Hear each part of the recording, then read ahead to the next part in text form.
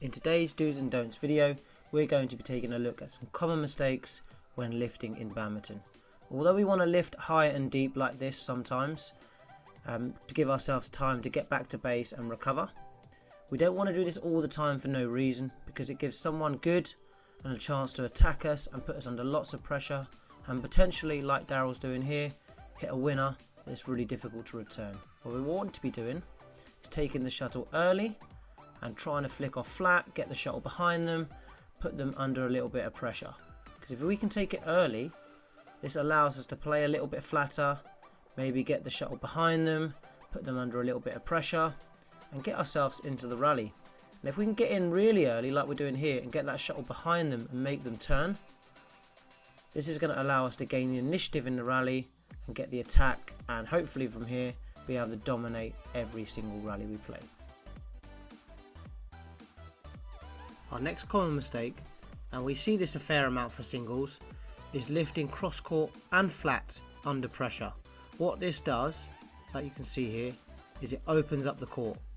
This gives our opponent plenty of space to attack into, and means we have to work quite hard to retrieve the next shot. Where what we should be doing is playing straight under pressure, especially if we're going to play flats, because this means we're not giving our opponent a big space to hit into. So you'll see here, if you play straight and I want to play cross, it's much easier for Daryl to cover that. He's got more time to get across to that cross court shuttle, and when he does return it, it means I have to work the full diagonal, so it's meaning I have to work a little bit harder, so it's a little bit less inefficient for me, and that potentially brings Daryl back into the rally and maybe opens up the court on his side.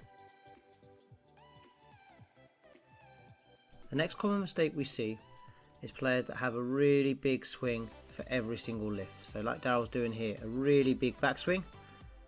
This makes it very predictable where we're going to hit, and our opponent can start to move back before we even hit it, because we're showing them what we're going to do before we play the shot. And you can see here, Daryl's also letting it drop really low before he strikes it. This gives our opponent plenty of time, even if we decide we want to play a net, to get there early and put us under pressure.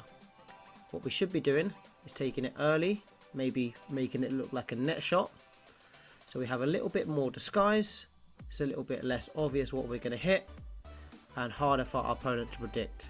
And you can see from this angle, Daryl's also looking to take it at an earlier point, not letting the shuttle drop.